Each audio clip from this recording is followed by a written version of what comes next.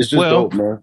That leads me to ask a question, man. I mean, you know, you're a famous defender of the umbrella. In fact, like that's even before encountering your music, I encountered you on the internet, on Reddit, stomping on motherfuckers for being biters. On any of your Instagram posts, you quick to call out motherfuckers as biters.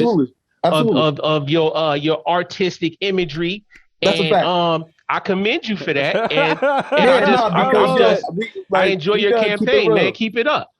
Absolutely, you got to step on their necks, man. Listen, talk your talk, please. Go more in depth. You know, now that you're here on this platform, you know we're all friends. You know here. what? Let me take a shot. Oh shit! I'll take one with you. Let's go. We're gonna get into it. We're gonna get to it. All right. Cheers. Here's to it. Cheers. I got a little fireball. What hood is this?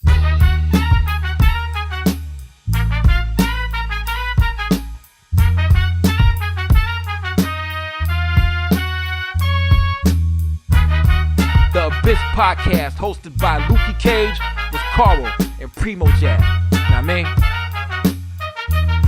What hood is this? We can get, you know what I'm saying? Yeah, and we'll start when Lukey kicks it off. But you know, you've seen us. This is just talk about whatever you want to talk about. I love what y'all are doing, man. For real, like I just want to say that, like I love what y'all are doing. Hey, the feeling is mutual. Like you specifically, but also the Umbrella Collective and what y'all are doing. It's amazing. So I appreciate it, man. Yo, we're so locked in right now. Like we're so like focused and driven, bro. Like the love's been real. That's the most important part to it. Like just the love we've been getting that's what's fulfilling to me. You know what I mean? So it's dope, man. It's dope. It's hardcore fans, grassroots, man. Yo, it really is, man, because we don't really have no big financial backing like that. Like we kind of just hit the ground running, and you know, real recognize real, man. The people know when it's genuine. The people know when it's real. So, you know, I'm just thankful. I'm thankful, and I'm highly blessed, and I know I'm highly favored right now for sure. Definitely. True indeed. Well, Lukey, you need to kick us off here. Hey, yo, we gotta keep all that. Hey, yo, boy, check it out. I'm keeping it. Yeah, we gotta keep. You know, I'm free and easy with the edits. True indeed, easy with the edits. Yeah, bars, yo. Hey, yo, boom. Welcome to the Abyss Podcast with my man Karl right there. What up, Karl? What kind of shirt you got on today, bro? Got the Batman and all his villains chilling. Oh, man, bars. Yeah.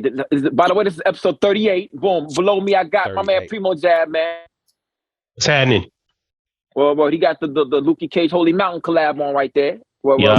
Crispy, real crispy, fresh, you know, for the summer. But before we introduce our special guest, May 26th, 529 Crime Apple.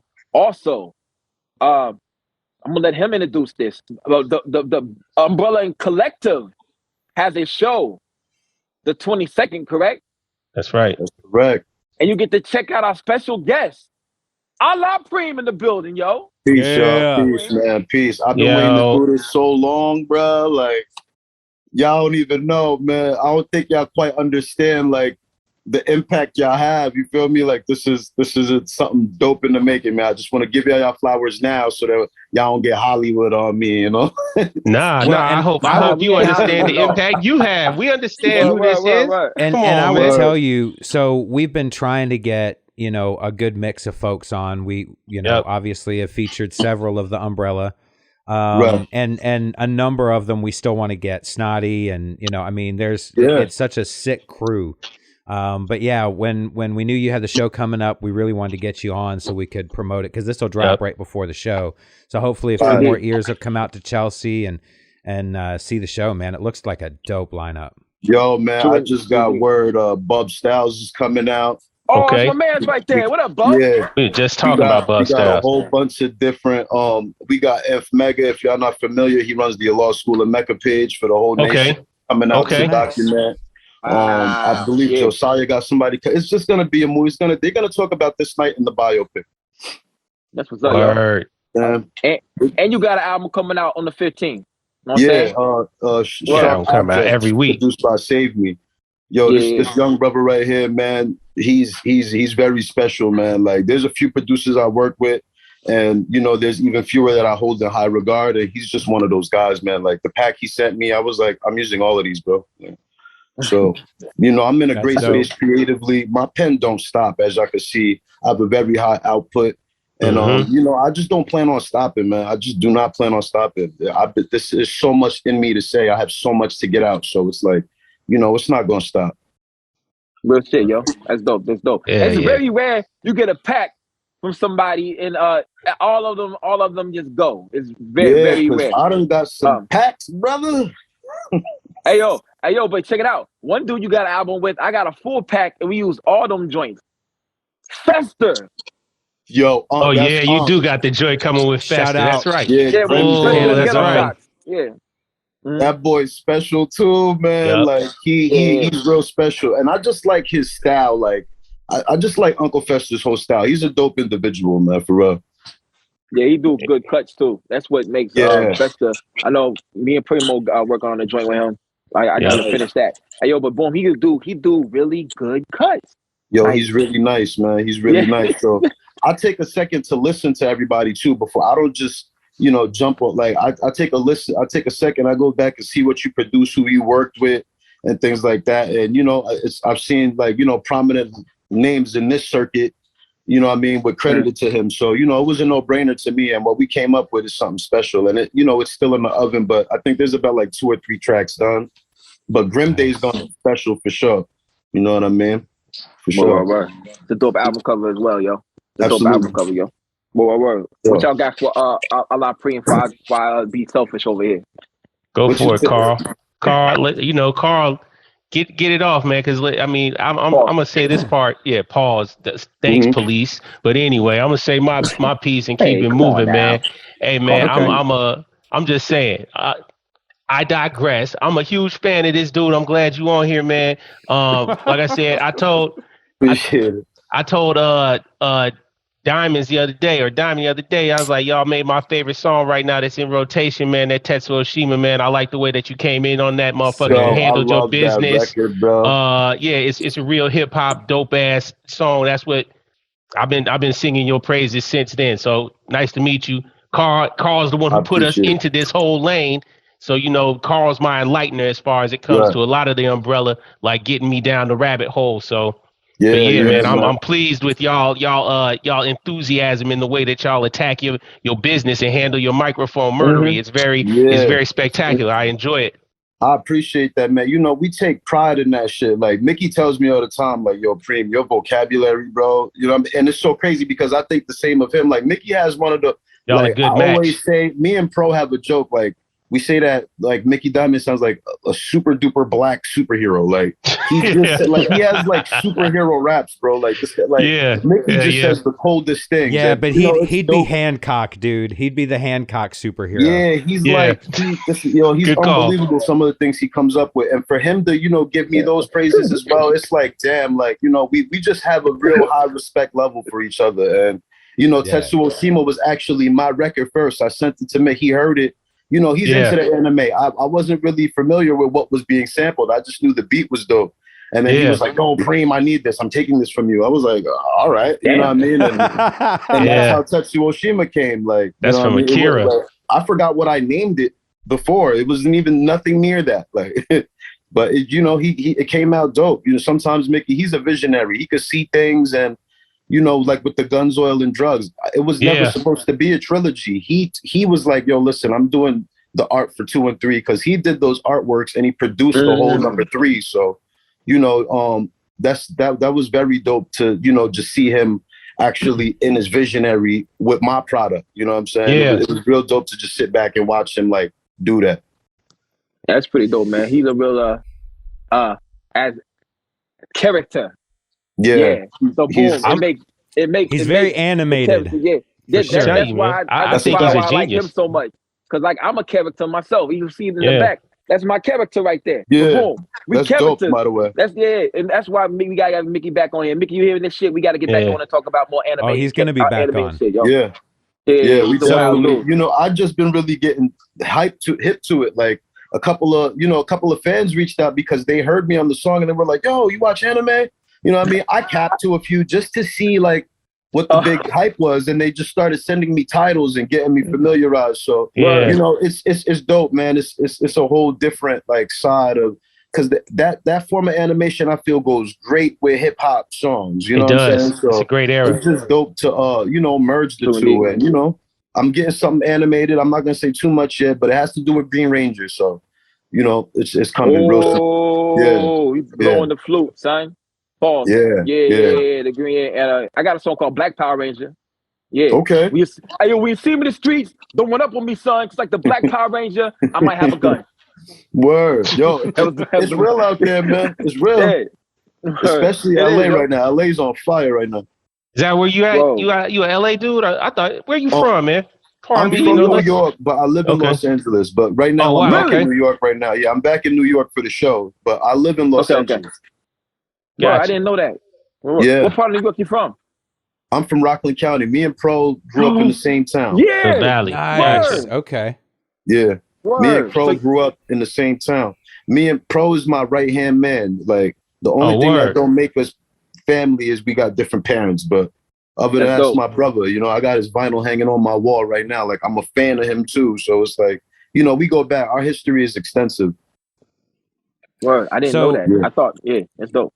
So, I kind of got lucky because when we started this podcast, and I had said this early, that I was really just tapping back into this kind of resurgence of boom bap kind of rap. Yeah. And we had Pro on early, and Pro is really good about talking about other artists.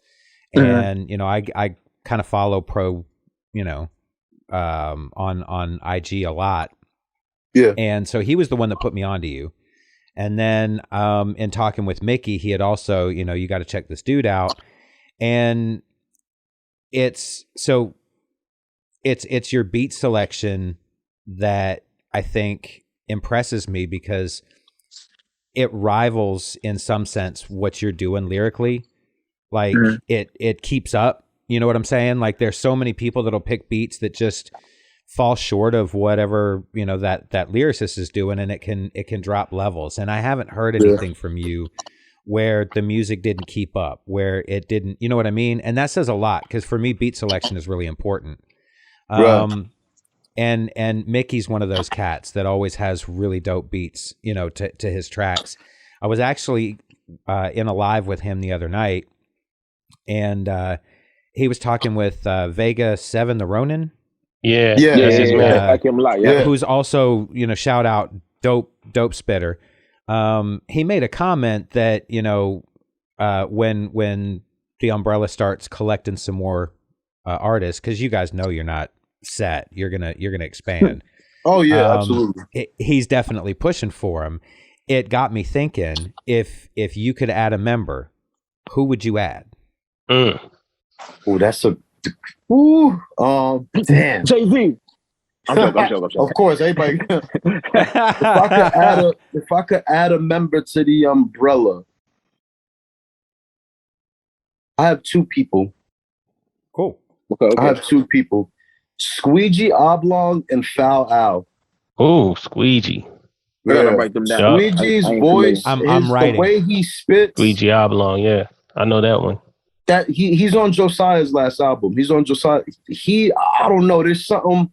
See, with me, it's not so much like the bars. Like, I like certain aesthetics, like just your whole the whole overall overview of the thing. And your I just feel like what he's doing is very dope. I like Foul Al because he gives me that old Queens feeling. You know what I mean? Like, when I was up north, I was with a lot of cats that remind me of Foul Al. You know what I'm saying? So it's like, he just gives me that. You know what I'm saying? And a lot of people, I like them more for the person they are more than the raps. The raps are just the icing on the cake, but Foul Al is also a dope individual. You know what I'm saying? So if I had to add, it would have to be Squeegee and Foul Al for sure.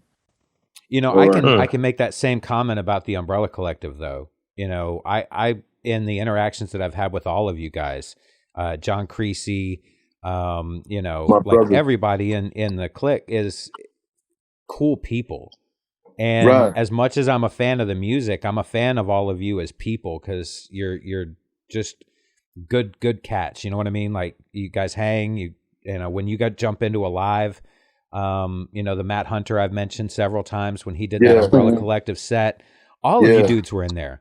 all of you and interacting with fans. That shit to me is dope. So yeah, man, like you know, that's I think that's part of the secret why we resonating so much with the people is because it's like, yo, you could DM Pro, you could talk to him, you know what I mean? Like you could talk to us, and I don't think that is ever gonna change. You feel me? I don't care where we end up. Like I'm always gonna be AP from Rockland, you know what I mean? Like I'm never gonna let this take me to somewhere where I feel like I'm too big to talk to people, or nah, it's not like that. I get more inspired by speaking to the people. Like you don't know how good it feels like seeing money off music, that was one thing, but actually having people like DM you like, yo fam, like you don't know what this song does for me. Like I start my day with this song, or that's what's fulfilling to me, because absolutely, you know, that's what lasts long. And you know what I mean? Somebody I just sold 2 baby 3 ninjas, you know what I mean, onesies. And it wasn't even about the bread. I was just so gassed that somebody would put my project cover on their baby. You understand? Like that's a whole different kind of fulfillment, fam. And like, you know, I'm just so thankful, man. Like I can't express to you how much, like, just the thankfulness and just how grateful I am to, one, be blessed with this gift. You know what I'm saying? Because it is a gift. I'm quoting Denzel Washington, like it's given to us, and what we do with it, you know what I mean, it could either be good or bad. And I'll just be trying to spread that good old hip hop love, man, because I love this. You know what I mean? I'm a fan first. Yeah, you can hear the gratitude pouring out of everything you do, man. Especially right now, like Karl was saying, man, it's getting to meet the people behind it, and the personality that's putting out this music, man. It just makes you want to actually play it even more and get even more in depth, because you know that you're serious about it, and you know that you're sincere about really trying to demonstrate at a high level. I mean, it's obvious. Absolutely, man. I'm a shout out Substance. Ooh, shout out Sub. Yo, Sub is another you can dude, see that. Man. Like he's just something different, man. I'm on his next album. That's like the illest merch. That's the illest merch, man. I'm kind of jealous of my brother. I'm not gonna lie. He signed that shit for me too. So dope, bro. So dope. You know, it's like, do I need a Lego piece? No, but I'm gonna support the dude because he's fucking cool as hell, and that's a great fucking merch idea. That's so dope, man. You know, we trying to come up with little creative ways of, you know, just changing what we putting out. You know, we got 3 Ninja socks. I got a whole bed set. You know what I'm saying? I'm gonna get my mother one. She don't even know, but you know, I got, you know, it's just so dope, man. Like, you know what I mean? And people is really, you know, buying into it, and it's not so much like it's the connection that they have with the music, with the umbrella too. Like there's some umbrella fans, like you can't tell them nothing. Like they are disciples of this shit. You know what I'm saying? Like that's dope. They really, you know what I mean? And it's just dope, man. And I feel like what also adds to the aesthetic is our emblem, man. You know what I mean? I feel like that emblem is gonna go down in hip hop. Is to me, it's up there with like the Woo W. It's up there with the Woo W. It's up there with the Terror Squad emblem. It's up there with the Rockefeller emblem. Like, it's just a dope icon to see. You know what I mean? And it's just dope, man. That leads me to ask a question, man. I mean, you know, you're a famous defender of the umbrella. In fact, like that's even before encountering your music, I encountered you on the internet, on Reddit, stomping on motherfuckers for being biters. On any of your Instagram posts, you quick to call out motherfuckers as biters. Absolutely. Of your artistic imagery. That's a fact. I commend you for that. And I enjoy your campaign, man. Keep it up. Absolutely, you got to step on their necks, man. Talk your talk. Please go more in depth. You know, now that you're here on this platform, you know, we're all friends here. What? Let me take a shot. Oh, shit. I'll take one with you. Let's go. We're gonna get into it. All right. Cheers. Here's to it. Cheers. I got a little fireball. So Shout out all the umbrella. Oh yeah. You got the whole crew. You got cinnamon adult juice. Right. Fireball. So boom. I'll break it down like this. First of all, man. Right. Break it down. Shout out to Packer the Plug. You know what I mean? He's a YouTube profile who uploads all the dope MCs on the underground, right? Yes, all the time. Of course. Shout out Packer. We've been putting out music on Packers for a minute, you know what I'm saying? And I realized I didn't catch it on early. We started noticing it around the holidays. Once we did the Gumbrella with the Santa Claus hat on it, we started to see little like similar. It was literally like 2 hours later. These labels shall remain nameless, but they did their label emblems with the Santa hat. Now, am I saying that we invented the Santa hat? No. Am I saying that we're the first to do? No. But what I'm saying is that I'm like that, bro. I'm analytical. Like we will do something, and then literally like an hour, 2 hours later, everybody's following suit, and it's cool. It's flattering, but it's like, yo, like y'all didn't listen to Wu-Tang, like y'all didn't listen. You know what I mean? So it's like you're taking it and running with it. So cool. We let that slide. You know what I'm saying? Then there was the whole Griselda thing. Now, these little blog sites and these little clickbaiters. I knew this was going to come up. Yeah, they tried. Well, this is just one portion. There's several different egregious acts of bitery going on out here. Please continue. And listen, I love Griselda. They tried to spin it like it was an umbrella Griselda thing. It was not. There's no such thing. Sure wasn't. We love Griselda. You understand? We love them. So, but we did the Wu-Tang remake. You know what I'm saying, of the Forever. Bro, literally, a profile that follows the whole fucking umbrella, bro. Excuse my language. Follows the whole umbrella. No, you know what I mean? Like. 10 days later, did the same exact remake, bro. That's it. I saw that shit. We're like, wow. And then somebody remade. I had From Russia with Love. Somebody tried to do From Russia with Sweden. From Sweden with Love. And then somebody tried to remake The Dark Knowledge. I was just like, this is getting out of hand. You know, because and all of these profiles have songs on Packers. So that's why I'm like, oh, all right, I see where they're seeing this. So that's how I was able to tie it all together. Saying so, yeah, it's nasty work, but it's flattering at the same time. I'm not gonna lie, it's dope to see somebody. You know what I mean? Like, so I just, just give me my flowers. That's it. You don't think it's just a coincidence? Hell no. From Russia with Love and Dark Knowledge. I saw that From Russia with Love one. I was like, imitation is the sincerest form of flattery. It is, and I'm flattered by it, and I gotta understand too. That sometimes everything don't need a reaction. Lukey's not buying it. I'm like the ODB of the umbrella. You know what I mean? Like I'm gonna say the things that you know what I mean. Like that's just me. You feel me? And I'm gonna defend I'm gonna die on that hill alone. Like I defend the umbrella with every breath in my body. So it's like if I see anything, you know what I mean, I'm gonna say it. You know what I'm saying? Like fuck that though. Fuck that flattery shit. So thank you for taking shit that I did. Fuck that, yo. Boom. Yeah, I know. So, that's kind of crazy, but you know. I get it now. I used to feel that way too. But now it's I think that term is more directed towards like impressions. Like if someone's doing an impression of you, it probably shouldn't be used when someone's stealing your fucking intellectual property. Yeah, and this is hip hop we talking about. And we're not talking about like, that like the new drill scene or nothing like that. What we're doing is like this is gonna go down in time. Like the reason why like these drill rappers and these little trap like they don't last long is because it's trendy. We're not doing something that's trendy. We're doing the purest. We're purist. You know what I'm saying? Like we take it back to the foundation. We don't dress up our. If you listen to all my projects, it's one take. I go in, I rap, I get out. The only ad-lib I have is my blam blam blam. You know what I'm saying? So it's like you get it. It's literally like uncut hip hop. It's like raw off the brick. Like, you know what I'm saying? That's the way it sounds. That's exactly how it sounds.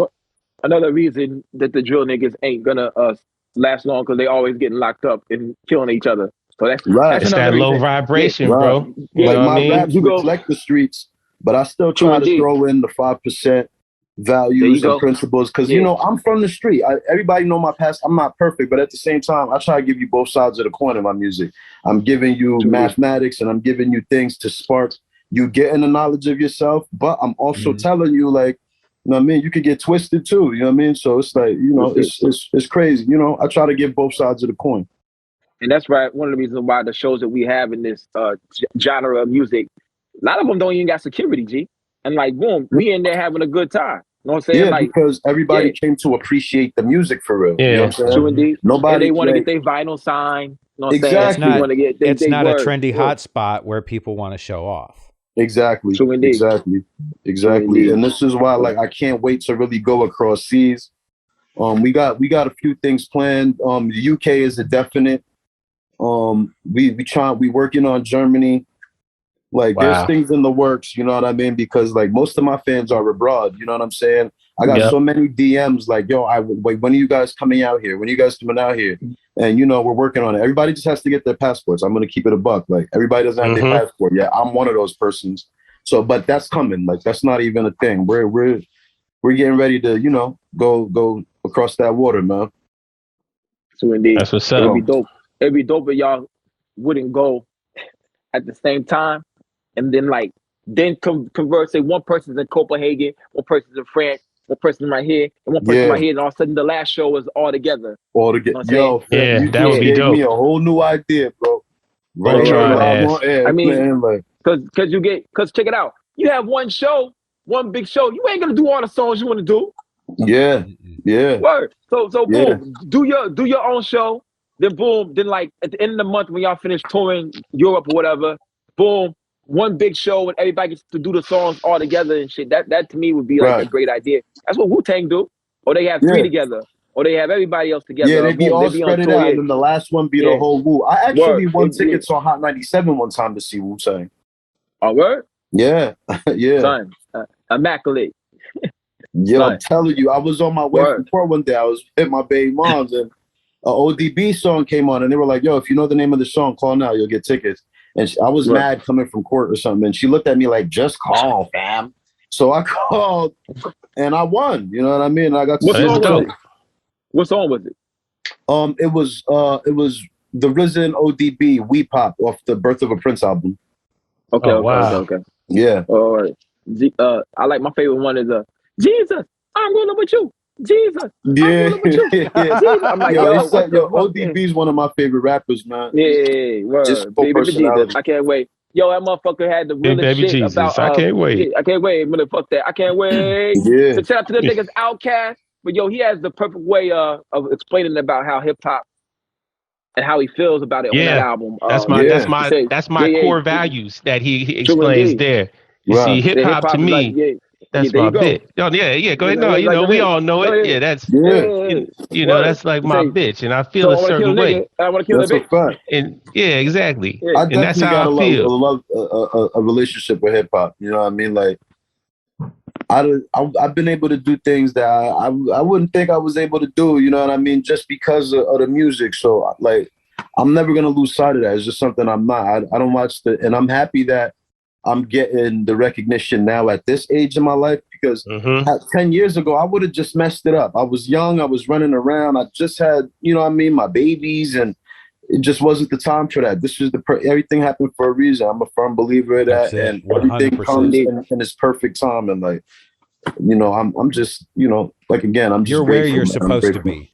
I'm right where I'm exactly where you're supposed to be. Yeah, right. The universe put you there. You know, and now we know how to spend our money.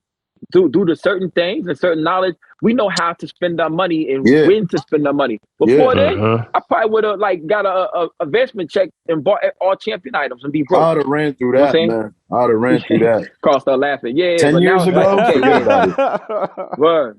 10 years ago, I would have. Oh man, I would have just messed it up. Yeah, but now since we're older and wiser, we know what to do with the money. And exactly. When to move with it, yo, investments and all type of shit. That's why one of the reasons why I said, who do you bring into the collective? Since Jay-Z got knowledge of self now, you know what I'm saying, and raps on better beats most of the time. I like, yo, throw him in the umbrella. You know what I'm saying? Word. Yeah, man, tell Jay to come holler at us, man. You know, we got space for Jay. Yo, Boone, the Living Testimony, correct? With Jay Electronica? Yeah. I love that album. I don't care nobody say. I'm half and half. So some tracks is fire. Some some tracks is fire. The one with that Farrakhan intro, forget about it. You know what I mean? But I just want Jay Electronica to rap, man. Like I feel like he keeps playing around with it. I just tweeted him the other day, and he liked the tweet. You know what I'm saying? He had put out some new. He didn't say nothing, but what I said was like I was nice. I was like, yo, fam, like shut the fuck up and really rap, my nigga. You get me tight because you're really the one. You know what I'm saying? And he liked it. He liked the tweet. So I was like, yo, I know you hear that 1,000 times a day. You see what I'm saying? Like, And me, I'm one like, I feel like, because I listen to these rappers and I study the game, and I feel like I know them personally. So when I be speaking online, it don't be coming from a place of like malice. I feel, because yo, fam, like, I go to sleep with you in my headphones sometimes. You know what I'm saying? Like, right. I You're feel gonna a speak to them like you would your brother. First. So exactly. Right. So like when he liked that, I know he looked at that and I know he understood where I was coming from with that. I wasn't trying to play him. I was just trying to show him how passionate and how, you know what I mean, into it we are. Like, stop playing, Jay, because you're one of, like, fam, if he does not play, matters. bro, not too many people can rap better than Jay Electronica, bro. No. I'm saying, no, like, he's very talented. When he wants very to. skilled, very gifted. When he's on point, you know what I'm saying? When he's on point, but yo, to me, he's the biggest failure in hip hop history. Because honestly, bro, I'm not mad at you. I wouldn't say failure. I'll just say letdown. Letdown, disappointment. No. Here's why I say failure, because whenever someone blows up in the hip hop game, everybody bites that shit. When J. Cole, Kendrick, everybody, Drake, whoever, they blow up and everybody bites that shit. We have a rapper that was gonna talk about God. You have a rapper with Nas itself, 5% Nation, right? Fair Conscience, man. Yeah. People are gonna look into that and start biting that. Not to cut you off, Lukey, because I know where you're going with that. He had came under scrutiny for mixing and tampering, because you got to understand, right? Yes, the nation of gods and earths is derived from the nation of Islam, but it's two different understandings. True. So for you to have the fruit of Islam uniform on with the 5% chain, that's kind of contradictory. You know what I'm saying? I understand what he's trying to do, though, because at the same time, those are our brothers. And, you know, we do give praises to the Honorable Elijah Muhammad Farrakhan. Like, we love those brothers. Those are our brothers, you know what I'm saying? But they submit to the will of Allah. We come in the name of Allah. You know what I'm saying? So, you know, it gets kind of contradictory. But I wasn't mad at him, because I do feel like with all of these different denominations and different sects, it just causes more confusion and separation. And that's not what we need right now as people in general. All these titles separate us when we all just humans. You know what I'm saying? Like, we're all just humans, and we don't know the answers. And, you know, it's fear, and it's a whole bunch of things that it's the unexplained why, you know, these separations happen, because, we don't know them over there. So instead of trying to build, we just gonna tear their ass up. You know what I'm saying? Like, and this is like a human animalistic way of thinking. You feel me? And, you know, that's part of my mission too, is to spread that. You feel me? Because it's a lot of people that don't look like me that are supporting me. So, you know what I mean? A lot of old ways of thinking, you gotta get that out your mind, kid. Because if you're still living in 1933, fam, then you know, because there's a lot of people that take these lessons, and you did not live in the 30s. You're not dealing, like, you might deal with some of these concepts, but it's a whole different world now. You understand? And the more we keep adding these divisions and without the proper understanding, you're just gonna continue to bullshit. You know what I'm saying? My man is a part of the Nation of Islam, and there was a big controversy whenever, I think it was Summer Jam, when Jay-Z put his 5% chain on Jay Electronica, and my homie was mad. I was like, what the fuck you mad for? Nah, like, I'm not gonna front. I felt the way too, because it's like, at the same time, like, and this is what makes me human, because it's not that I'm contradicting what I just said, but at the same time, it's like, yo, like, there's people who died over that 5% flag. You feel me? There's people I didn't know until he educated me. Yeah, like back in the day, if you came on the block and didn't know your mathematics, and like, people was getting hands put on. Like, you couldn't just say you was the God. Like, you had to show and prove that. You know what I mean? And Jay-Z, he says little things in his raps, but I mean, you ain't come to the school, come to the show and prove. Like, if you bear witness that the black man is God, then come show and prove. You know what I'm saying? Why you don't got to do it in mystery? Because Carmelo Anthony came to Harlem and showed and proved that he was Allah. You know what I'm saying? He came and he showed and proved. So, you know what I'm saying? Like, you know, there's a protocol with this nation. You feel me? Like, there's a way we do things, but it was peace though. It's all love. We love Jay. You know what I mean? He puts on, when he did that shed a lot of people got knowledge itself after that. So I got to thank him for that. And I also got to give supreme thanks to Wu-Tang Clan. You know what I'm saying? Of course. True indeed. Yeah. And I figured this way. If you love somebody, you educate them once, twice, third time, then it's over with. You know what I'm saying? So boom. Yeah. But if you don't love them, there is no education. It's only for the people you love. You know what I'm saying? Right. So boom. Yeah. That's what else we got on here, fellas? What else we got on here, fellas? Karl? So I wanted to hear more about the show that's coming up at is Okay, it Chelsea yeah, Music Hall? May 22nd. We in Chelsea Music Hall. I mean, me, Pro, Josiah's gonna be in the building. J Royale, Mac Nice, Mickey. The list goes on. You know, Creasy gonna be there. Snotty Bub Styles on the is coming bill. out. I'm bringing my man K Tass out to do a song we did off Life After Quarantine too. There's a few more people coming out. I can't say, but it's just it's a night y'all don't want to miss. If you on the East Coast, if you in the tri-state area, May 22nd, you do not want to miss that. I'm telling you, it's gonna be such a dope night. And you know, we gonna be kicking it too. It's not like we gonna be there kicking it. You know what I'm saying? So yeah, you know, I just really advise everybody to get your tickets online. Links in my Instagram bio because they will chew you at the door. Are you guys planning on bringing merch with you as well? Oh yeah, yeah. Real special one-time only merch gonna be there. There's gonna be one-off merch there.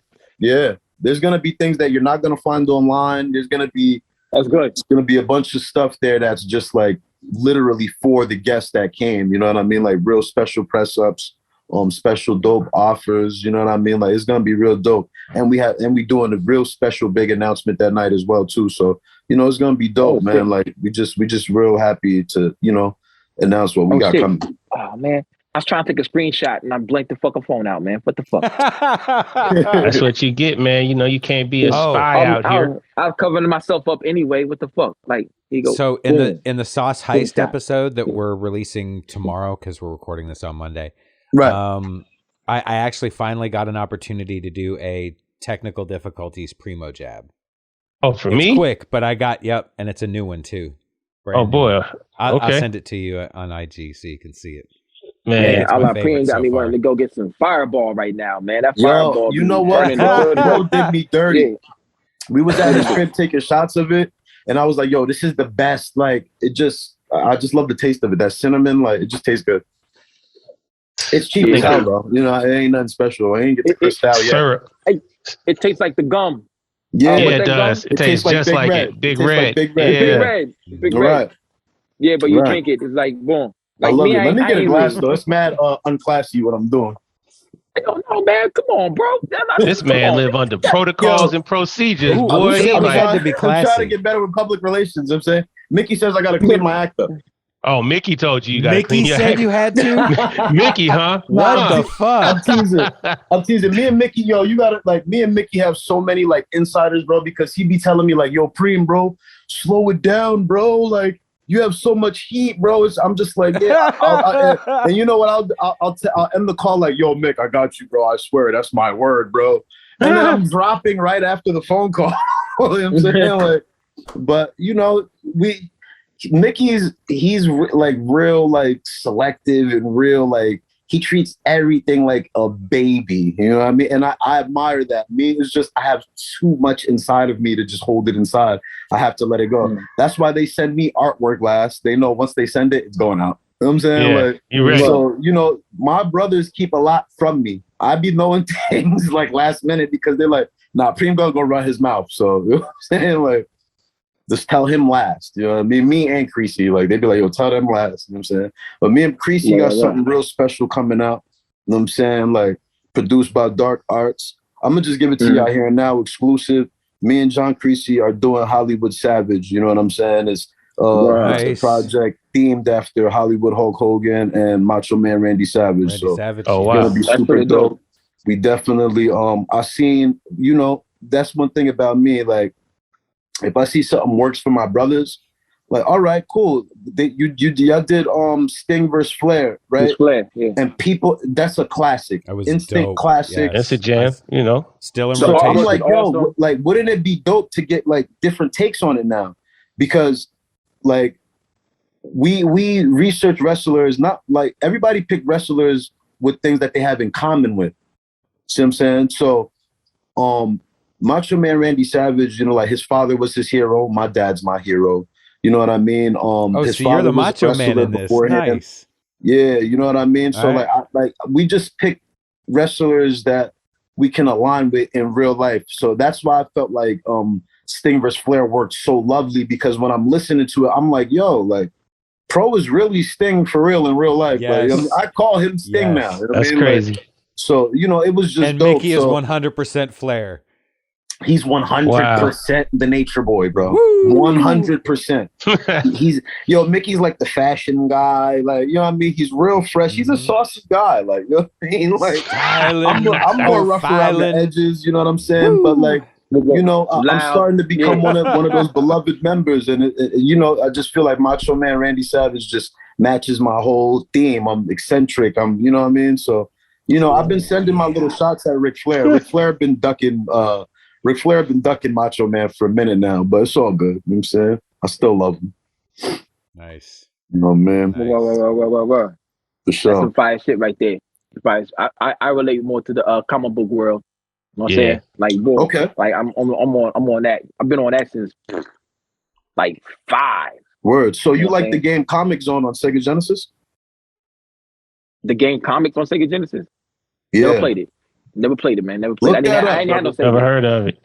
I never Comics on Sega. It's called Comic Zone on Sega Genesis. Look that up. One of the dopest games visually I ever seen in my life, bro. On Sega Genesis games. No, man, I'm born in the 80s, so like I grew up in the 90s. Yeah, me too. Yeah. Yeah. Hey, yo, boss, I didn't have a Sega. My cousin had a Sega. We only played Sonic. Then we got a Sega Saturn. Then it was like something else. It was something fighter or whatever. We ain't played on. Man, yo, not really, because you don't know who was uppity. I'm messing with you, Lou. No. I'm gonna tell you. Uppity was this motherfucker named Zach McCutcheon. We went to his house and he had Neo Geo. You know what I'm saying? Yeah, we talked about this before. Listen, if somebody got a Neo Geo right now, DM me. When you see this, DM me. If the Neo, you probably get super chips for that. What is it called? Yeah, can you see that? Comics Zone. Yeah. Are you ready? Can you see it? Yeah, with an X. I said for the Lukey, I'm telling you. Explain that game. It's about a comic book character. I'm paraphrasing a lot, but yo, fam, like even in the visuals, like if you search it on YouTube, like you see how it's actually set up like comic books. Yeah, so if you can, each level is like a different comic book scene. Oh, okay. Fire, and there's dialogue. It's fire. And I probably could play it somewhere online, like free on the computer or something. Get a simple emulator. Just an emulator. Yeah. You could go on coolroms.com and you can download that ROM. That's what's up, yo. Comics. Yeah. Comics. This one's actually got a hand on the side drawing part of the comic. I don't know. Oh, that's it. The animation is so fire. That's wild. You could beat up people though, right? Yeah, it's a fighter. Yeah, it wasn't like Final Fantasy though. You know what I'm saying? I thought it was gonna be like Final Fantasy or some shit. Like you got to just tell them what to do. Yo, like, what's up with Final Fantasy, man? That's like one of the jankiest video games ever. But everybody seems to keep loving it and playing it. Listen, we are not doing that today, bitch. Like y'all, we're not doing that today. Final Fantasy, fam, we're not doing that. That's one of the greatest video game series of all time. Trail. I'm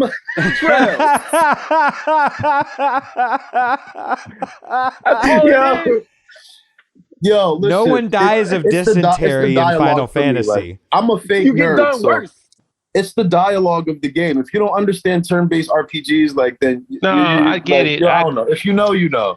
I'm just saying, peace to man. Final Fantasy, peace to Squaresoft. Yeah, okay, Ubisoft, Squaresoft. Look, I'm only dissing them from a place of knowledge. I know exactly what a role-playing, multiplayer, turn-based game is. I dig it. I understand. But Final Fantasy lets you down every time because the box come out looking like it's going to be raw art, and you like, damn, yeah, it's going to be crazy. And it's always the same damn little stupid little tall pixelated. People. Every time pixelated. Like, damn, it's never good art.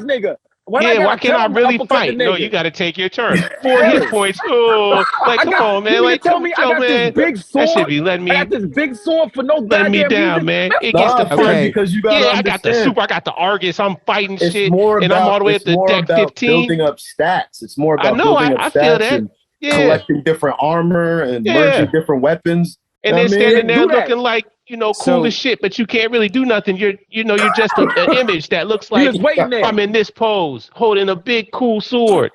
But you have to understand, especially me in an older generation. So, like I grew up and I played like Dungeons and Dragons and Robotech and shit. That's my shit. And so and so when the board game, Karl, the board game, it's not a board game, it's a role playing game. Dungeons and Dragons, the board game though. Yeah, the real board game. What's that? No, the role playing game. You had on no Dungeons and Dragons. You had the board. You had the board with your characters and stuff, right? It's not a board. I mean, sometimes you don't have maps a board. And shit you can out. make a board. You can have miniatures if you you're want. Either making up, you're either making up your own campaigns or you're running through compendiums, different campaigns that are pre-made. And there's somebody that's controlling it. There's someone controlling it, and then there's everybody else playing a character.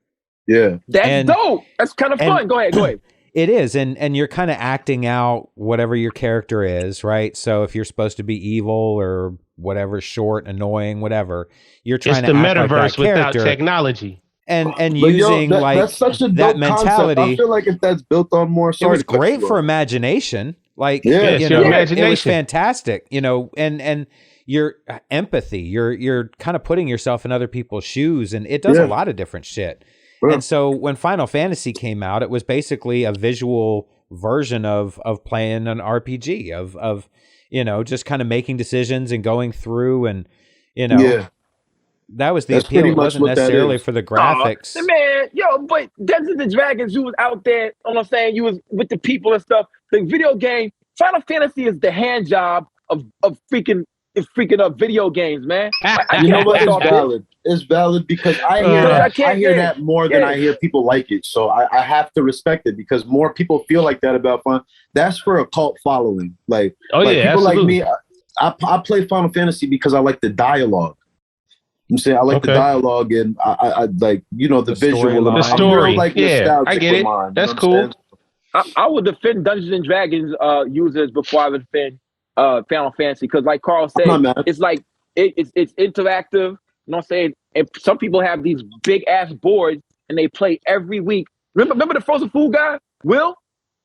Karl, Will. Yeah. He played twice a fucking week. Dungeons and Dragons. He has his own custom made pieces. And he controls the game too. You know what I'm saying? And he has an online game. He's a dungeon master. He's dungeon master. I'm like, yo, this shit is bugged out. Like, but they have documentaries about how like it's the devil and how people are turning to Satan and shit on that was the old saying and shit. But right now, it's crazy. Supposedly, like that's the big thing that a lot of actors and actresses and even musicians are into now. Like when they try to live their normal lives out there in Cali and shit, they have a bunch of different little games where they're all just sitting around playing Dungeons and Dragons, or they play it online and LARPing, whatever it is. They all get involved in that LARPing. Shit, and they say it's because they can get away and pretend. Like I think especially for the people online, like you don't know. Like even when you're playing video games online, when you play under those screen names, you don't know who you're playing against, and I think something about that being able to lose yourself appeals to those high profile figures, those celebrities and shit right now. There's also a psychological aspect what you to just that. Said is so valid, bro. So valid. But there's a psychological aspect to that. So like the reason somebody becomes an actor is because they like portraying other people, right? They like because pretending. They don't want to be themselves. Yeah. Right. But they feel a need for attention. So there's this kind of conflict of I don't like myself, but I need validation. So I'm going to get that being somebody else. Yeah. So when you're on your off time, you're stuck being yourself. Yeah. Okay. Well, RPGs are really great because it's a good acting thing that I can do. Wow. To not be me. Right. That's wild, man. Because I could definitely identify with that a little bit. Like, don't get me wrong, I love being me, but like I like stepping outside of it. Like a lot of people don't know that I was on Crashers. That was on HBO. You know what I'm saying? Like, what's Crashers? It's a show about stand-up comedians. Oh wow! Okay. No shit. You know what I'm saying? Yeah.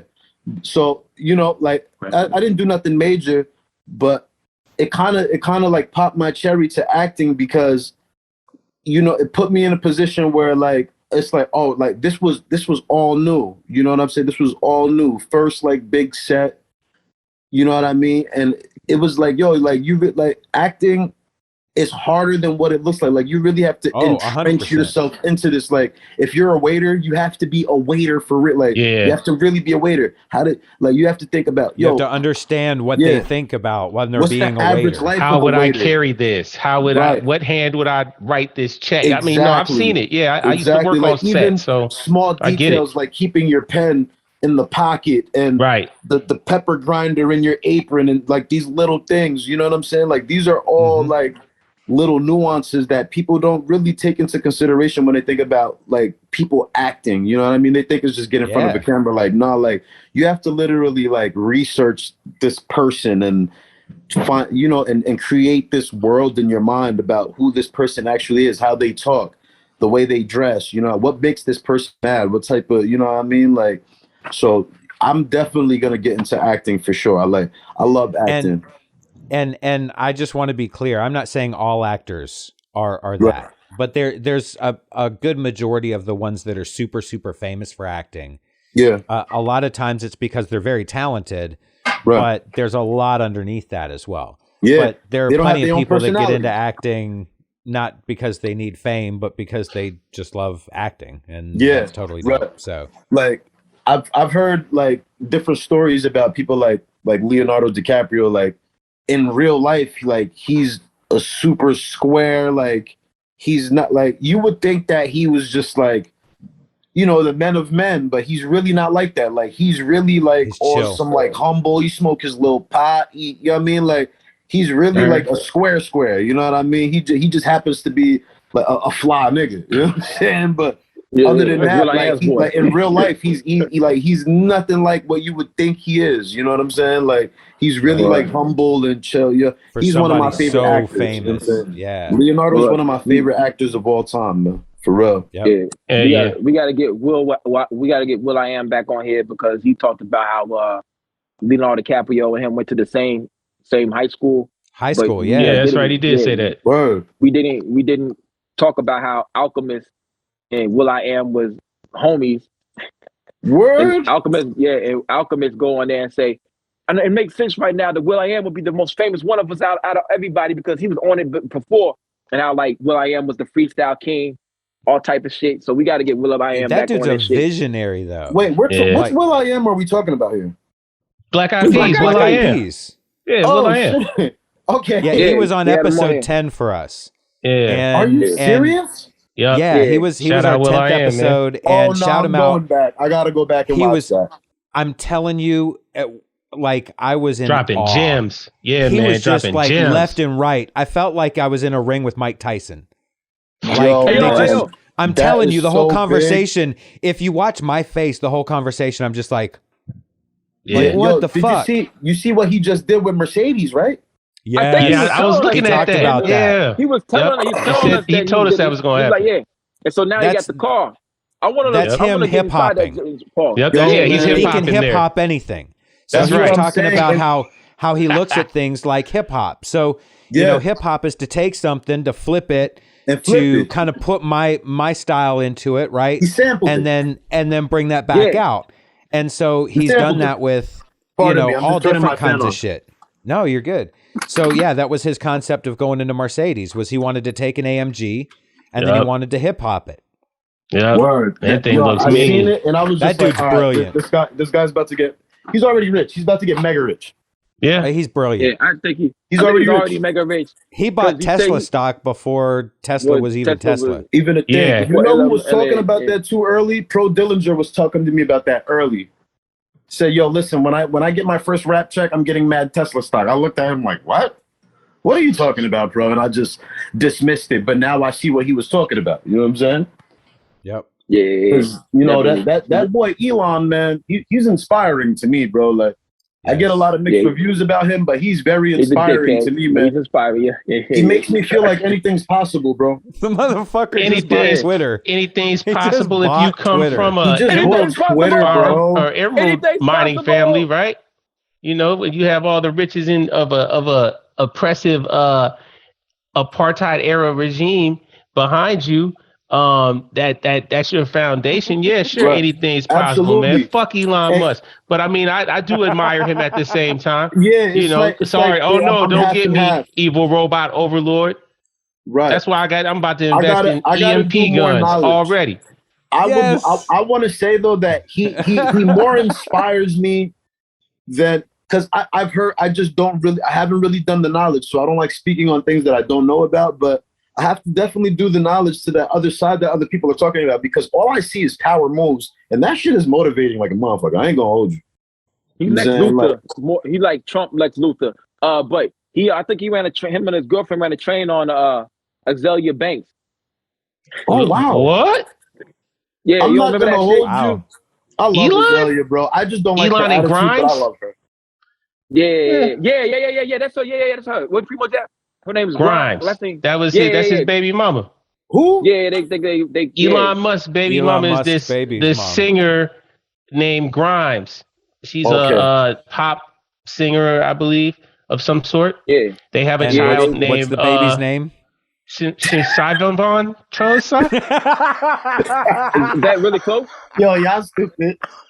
I don't know. I mean, it's a bunch of symbols and numbers and a letter or two.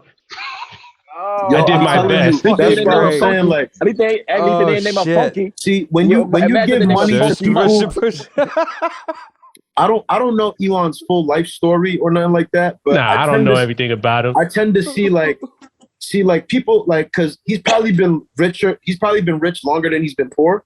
You know what I'm saying? So like people, money does things to the mental. You understand? Because I could remember when I first started getting money, whether it was ill-gotten or not, you know what I'm saying? Like when I first started really seeing like some real bread, it changed me, bro. Like, I started acting away, you know what I mean? And all of that, you know what I mean, finally led up to me, you know what I mean, having to go do time or whatever like that. But during the time where I was getting bread, like nobody didn't hear from me. I didn't care about nothing. All I saw was myself. Like, we used to wake up like, yo, we're going to Bombers just cause. Like, there's no reason to, or I say that to say that, you know, these people give these children names and they do these kinds of like just weird things because like they don't really, they're disconnected from reality. You know what I'm saying? Yeah. Like, so they you know, they get to create their own realities now. And it's like, yo, like, fam, like when you do things like that, like you're showing us like, yo, this is the reality you really want, fam? That's some weirdo shit. Like your whole reality and the whole way you think is on some weirdo shit. You know what I'm saying? So, you know, it's wicked out there too in this industry. Like this industry we in, fellas, like it's wicked. You know what I'm saying? And absolutely, the more you guys begin to elevate and y'all start getting in different rooms and y'all gonna start getting these advertisement checks and, you know, like things are gonna change. And it might not just be y'all, it's gonna be the motherfuckers around y'all. You understand? And these things play a role in the creatives. Because now you're going to remember the times when doing Abyss podcast, you guys didn't have no financial back. You guys was just doing it for the love. But now when, you know what I'm saying? And it's not between y'all, it's just the industry and how people go about. People going to start slurping just to get on the show. But it's like, yo, you don't even really know us from the, you know what I mean? We don't really have no camaraderie like that. So when we do a podcast, there's not gonna be no content there. You know what I mean? Because we don't have that, like that thing, like what we have right now. You know what I'm saying? Like this is more 100. Than just the interview. We building right now. You know what I'm saying? Like, indeed. Right. So I watch a lot of these interviews, and I'm just like, you know, it was a dope interview. I'm informed, but like content. You know what I'm saying? That's what makes or breaks things to me. You know what I mean? Like you guys are like on the right fucking, like you got the people y'all choose, how you do it, your presentation. Like I'm just with it. I champion it. I'm with it. I'm all for it. Man, thank you. Thank you so much. I don't think, being that we are all wiser and older, you know what I'm saying? I don't think there's nothing really breaking this up unless we just have other adventures we got to do. You know what I'm saying? Or say like I have 8 babies in 1 year. I'm like, yo, I can't do this. I got 8 in a year? Yeah. I'm strap up, man. It's dangerous out here, man. Yeah, that's the only, but that's the reason why that I don't think, because we older and wiser. I've been through this one time. I saw the ills of it. You know what I'm saying? So now I kind of can move better. You know what I'm saying? So I don't think there's nothing breaking this up. They ain't really. I don't see it. Yeah. And at the age we at, it's like we've been there. We all getting our own bread. We all doing our own things as men individually. You know what I'm saying? So we just adding on now. You feel me? True Like indeed. everything else, we've been doing it. We've been doing this for years for free. You understand? And now we starting to get that. The wheels are starting to turn for this whole circuit. Y'all are all we're all part of the same circuit. This is the same. It's the same thing. It's just it's blocks. I don't think money changes people though all the way. I think money makes you the person you already are. You know what I'm saying? Because look at Kanye. Kanye was already a dickhead, and all of a sudden he got more money. He's a super dickhead now. If I get money, I'm gonna be like, okay, I got money now. I'm gonna spend it accordingly to raise my daughter. Boom, boom, boom. Right. It's not like I'm gonna be Joe. Did you? I was just gonna say, hold on. Did y'all see this Kanye Genius documentary shot through the eyes of this man, the third party? I saw it. What'd you think? I mean, because to me, that kind of made me actually sympathize a little bit more with Kanye. Yes. And where he is. I love when artists like Kanye do things like that on his own, because it's so many times as artists, there be narratives that spread. Like Kanye every day now is looking more and more sane to me with the shit that's been going around his whole situation. Like they're trying to ruin that man, but see, the thing about a great mind is you're not going to defeat it. You know what I'm saying? Sunez Allah always told me, like, the mind is what the real value is. Like, we're merely a shell. Our mental is what lasts. So for him to shoot that and name it Genius, because he's owning it now. You understand? Like, he's owning it. Like, he knows his calling and he knows his work. You know what I'm saying? So for him to shoot that and give us his side and his narrative, I felt like that was very dope. And every day that goes by and the more shenanigans I see with this, he's looking more and more right to me every single day. Because you got to understand, like, I don't, I stay out of women's business or whatever, but this is Kim's third marriage. Yeah. Like, that is the narrative. The common denominator here. Yeah. No. Let's talk about it. Unpack it. Yeah. I mean, well, first of all, hold on. Back to the documentary. Why are you picking this woman who got divorced 2 times? Wait, but hold on. Hold on, Joe. Okay, so before we even dip into the nature of Kim Kardashian's journeys, right? You know what I mean? Because that's neither here nor there. We'll unpack it. But here, as far as the dopeness of the Genius documentary is not that it was created by Kanye, but it was created by somebody who saw something in Kanye and said, you know what, I believe in what you're doing, even when, and I just feel like this needs to be documented. And so that's the journey of it. And it feels like an objective third party of just a camera on a wall sometimes. There's no narrative in there. There's no Kanye really trying to make himself look a certain way, because he looked like shit in a lot of it. He definitely looked like they played him in there a lot. I can see where he kind of started becoming a dick. I can see the value of his mother in his life, all that type of stuff. And also, it shows, just like you were saying a lot, his where he is right now. Everything he's doing right now is a direct reflection based on actions and things that happened to him in the past. And he's doing things to secure his legacy and to do the best he can for him and his kids. And ain't nothing wrong with that. Absolutely. Especially when you're dealing with the Kardashians. Let's just put them out there. I mean, they are a multi-million-dollar machine that is focused on weaponizing attention. You know what I mean? They see the power of that. And look how they just beat Black China.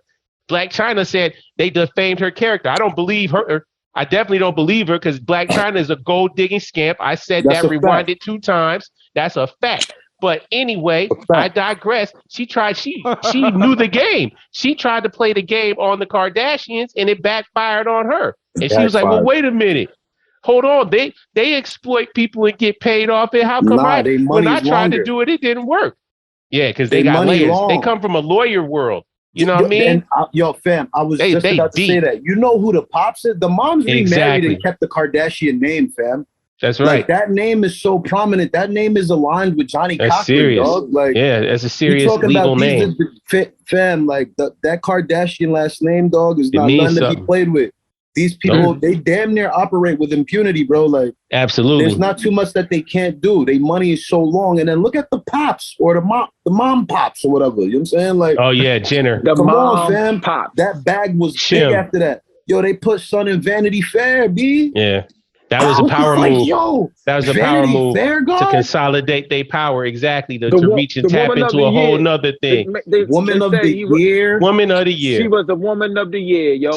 Yeah. What are we doing? And listen, peace to the alphabet police, peace to the alphabet community. I love y'all. Listen, I got a friend that's trans in LA. Love her to death. You know what I'm saying? But it's just, like, I just feel like we grown, we can make decisions. You feel me? I got children. You know what I'm saying? Like, I just feel like it's just pushed too much. I don't want to get too deep into it because that's a sensitive topic and people get crazy. But I just feel like just easy, fam. Like, let the kids make the decisions themselves. Be like, some children are having that, like, yo, fam, there's kids 10 years old identifying at, like, yo, fam, you're 10 years old. What do you know about your sexual orientation? You don't need to know anything about anything. You better put the Roblox on, yo. Yeah, man. Put Roblox. Here, take some of these Robux and go play Roblox. Go create the world that you want to create in Robux. We don't care about sex with Roblox. We don't care about sex. You're 10, your nuts have not dropped yet. I have no beef with the LGBTQ plus community. I have friends, you know what I'm saying, who walk that way. And listen, we go out, we chill. Listen, I live in LA. You know what I'm saying? So you already know what time it is out there. You know what I'm saying? But like, listen, like these, I know some great people who walk that way of life, and I love them to death. You know what I'm saying? So it's not that. You know what I mean? My homegirl Chrissy will tell you, like, it's not that. It's just. And they'll tell, I have friends that are like, yo, fam, let the kids make the decision. I didn't make this decision until I was grown. You know what I mean? I just feel like the demographic that they're aiming at and forcing this on is too young to make these types of decisions. I got kids, you know what I'm saying? Like, I'm not trying to think about my kid's sexual orientation right now. You know what I mean? Like, that's crazy. Peep this right here. You meet a girl, y'all fall in love. She says she can't have no kids. You'd be like, okay, I still love you. We're going to get married. So boom, y'all get married. 10 years down the line, she says, I got cancer. Baby, it's okay, yo. What we going to do? You go to the doctor, boom. What kind of cancer you got? She got prostate cancer. You're like. Wait. Prostate cancer. You're like, damn. Yo, it's a tricky game. Yo, I have friends, you know what I mean? I have friends that will remain nameless. You know what I'm saying? Nobody in the clique, but I know people who've been down to Atlantic City and have been deceived. Like, it's very deceiving out there. You will come across somebody who you think is one thing, and it's like, no. AC, you know like what that? I mean? We are podding now, fellas. We are podding now. Hey, yo, my homie, shout out to my homie Gay Chris. Son, he said he don't like trans men. He said the fake pussies don't get wet. I said, huh? He said, you are the science behind it. Lukey. Yeah, fake pussies don't get wet. Yeah, I'm like, the science behind it is they can't get wet. You gotta lube it up and shit. So I said, go on down to your local bodega. Go and get that KY. You'll be all right. Yeah. They got a nice little section. You don't like trans women. He ain't fucking with it. I'm like, yo, it's whatever. It's not my thing, but you know, I don't knock nobody's shit. I don't knock nobody's shit. I say, yo, whatever happened to this? Some dudes like that. Yeah, and listen, exactly. Whatever floats your boat, fine with me, fam. Because who you're going to bed with has that don't mean nothing to me. Yeah, right. I don't need that information. Like, yo, fam, look at Isaiah Rashad. He just got outed, and his support, his streams are up, his support is up, because, and let's make this clear. I feel like outing anyone is corny, it's horrible. You don't know what that person has to deal with mentally. You understand? You have to let that person deal with that and come out on their own time and their own circumstances. So I feel like whoever did that was mad whack for that. You don't understand? But they thought they were tearing him down when all you did was build his stock. Now that he's out and he could be comfortable and he's out now, yo, fam, his stock done rose. His streams done went up, everything done went up. So, you know, he was on super drugs. It's a new day and age. But remember, that's half the reason. That's half the reason he said he was on drugs and everything is because he didn't feel comfortable living the life that he was living. I mean, he was down a whole scumbag hole. He's on now Instagram this biggest smiling. secret He's never that looked he had happier. just came out, and apparently, he's living his best life. I mean, he was at Coachella, and I think he was like, so how many of y'all heard this about this tape that came out? And people were like, whatever. He's like, who cares? And then he just started going crazy, and people loved him up there. And they love it because so you want to know what's crazy? There was a movie I watched, right? And I think it was one of the Black Mirror episodes or something like that. Probably. It was like a form of where the dude had to like fuck a pig or some shit and humiliate himself. I see that. Oh no! But after, do you see what that did? He ended up winning that election. He ended up because there's something about self-humiliation and self-sabotage. Yeah. That people with insecurities and in their own mind, it's like, damn, yo, like you just jumped in the water for all of us. You know what I'm saying? Why do you think stand-up comedy is so popular? Right. 75% of it is people just kind of making fun of themselves. Right. But it's something that you can relate to. Exactly. And especially in these times like racial commentary. And it's so crazy that we're still having this conversation and dialogue about race in 2022. You know what I mean? With all the information that we have, with all the mistakes that we've seen made, it's like we're still fighting the same fight. But what I could say is that like this generation, like from us and younger, like that race shit don't play. It doesn't mean nothing. Like that's a figment of people's imagination. Like if it's 20, and I said that on the Day Room anthem.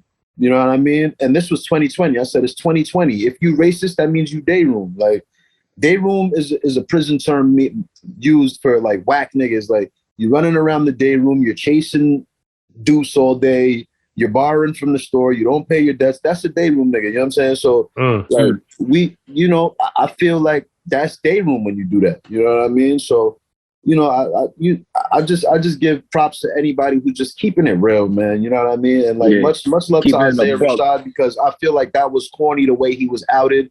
And I don't like that because I know people who really dealt with real situations and are from a certain background. And for them to be comfortable with themselves, they had to take mad abuse first. You know what I'm saying? Mm-hmm. Yeah. And then now it's accepted. You know what I'm saying? But I know people who came out when this was not a thing. You know what I'm saying? And it's crazy, man. You know how the hood go. You know what I'm saying? People get victimized for that. People need to be just a little bit more selfish. Worry about yourself. Yes. Let other people do themselves. Let other people be themselves. Worry about yourself. Right. Take care of you. Make sure you get enough rest. You get a good diet. You take care of yourself. Love you. That's a Let fact. other people be. Because everybody is so focused on what other people are fucking doing. Yeah. Let people live, man. Like, because at the end of the day, we all like we're all headed to the same place. Everybody gonna get their turn. You know what I'm saying? So it's like, yo, fam, you're sitting here persecuting this man, but like you're doing this all ends the same for all of us. Yeah, this whole game ends the same for all of us. Yeah, my personal movements. I just don't want to be the reason. Like, unless it's intentional and I just don't fuck with you, I don't want to be the reason for somebody else's torment, anguish, or fear, depressions and shit, unless I'm purposely, on that shit with you and I don't care about your life. If I'm coming after you, then it's okay for you to be depressed and sad. Yeah, fuck your life. I want you to be afraid. I want you to be depressed and scared. I want you, I want you to have all types of negative feelings. I want you to feel hopeless and no despair when you hear my voice. I want that. I want that for you. But you know what I mean? Like years. Yeah, but if you're just like a regular person out here, man, like I'm not just trying to hate on you just for breathing air and walking around on the same earth I'm walking on. I mean, like, I don't hate anybody just by looking at them and say I don't like you. I mean, my main segregation, and I was talking to God Bless about this. This is what we talk about all the time. Again, my core values is either you a cool person or you not. You're right. And that transcends language barriers, that transcends races, nationalities, any of that. It don't matter what you're wearing, it don't matter what you drive. It's an all-encompassing thing. Either you a cool individual or you not. Exactly. And that's it. It's just that simple. And to add on to what you're saying, one of the main core principles, and this is just going back to the race situation, the father, You know what I mean? The father-in-law, the founder of the nation of gods and earths, always said his right-hand man was white. His name was Azrael. Allah's right-hand man was a white man named Azrael, and this was the God. This was the God. You understand? And Allah always said, I'm not pro-black, I'm not anti-white, I'm pro-righteousness. You understand? There's white 5%ers. There's Indian, and the white 5%ers I know, like my man Crown Bafano Allah, you know what I'm saying, from Long Island, I believe. I hope I'm not quoting that wrong. That's the God. And I'm talking about like pure righteousness, not pro-white, not pro-black, nothing. Just pro-righteousness, good acts, good morals. You know what I'm saying? Like upholding yourself, uplifting your brother. You understand? Like this is what the 5% nation teaches. We don't teach separation because there are white 5%ers that there's white 5%ers that are deeper in the lessons than me. I haven't knowledged 120 yet. I'm only in the 1 to 14 lessons. You understand? So there's white 5%ers with more knowledge than me. Like I said, the founder of my nation, his right-hand man, you know what I mean, was justice. You know what I mean? We're not going to take away from justice, but Azrael walked with the Father daily. This was a white European brother of European descent in the 5% nation. A prominent member of the nation of gods and earths is a white man. You understand? So my father of my nation already showed me that it's bigger than color. You know what I'm saying? Like it's bigger than that. Like I said, some of my biggest supporters do not look like me, bro. You understand? It's people in Europe reaching out like, yo, AP, like we see you, bro. Like y'all whole clique, y'all look, you know what I mean? And that just lets me know that the father, you know what I mean? And just to give him his flowers, you know what I'm saying? Like he was in Time magazine as one of the top 100 most influential human beings of all time. You understand? Like, so he taught us that. He taught us, you understand, that anti-white is not right. Pro-black is not right. You're supposed to be pro-righteousness. You understand? Right. Even in Christianity, people worship Jesus. You're not supposed to worship Jesus. You're supposed to worship the Almighty God. You understand? So people take idols and people look at these words and take them on face value, not realizing that, like, even the Bible is written allegorically. It's not to be taken on face value, because you got to understand, like, that their language back then, you could say they could say the king was the phrase, the idea they could be trying to convey is the king is thirsty, but they're not going to just say the king is thirsty. They're going to say, oh, the king had the thirst of 3 villages, and you know what I mean? Like, they're gonna make it, you know what I'm saying? And I learned that, translate that 100 times. You know what I'm saying? Yeah, translate that 100 times, and it comes out to the king drank 3 villages worth of water. 3 villages dry. And all they're saying is the nigga had a gallon of water. Right. He was very thirsty on a he was really thirsty. Yeah. Right. Yeah. So when they talk about like the mountains burning and cities and stuff like that, like you have to take these things, take the best parts, keep them for yourself, and discard what you know is just like, all right, this was the language, because the Bible is damn near a poem. You understand? Yeah, it's a code. My dad said he needed a computer to translate the shit. My dad's a pastor.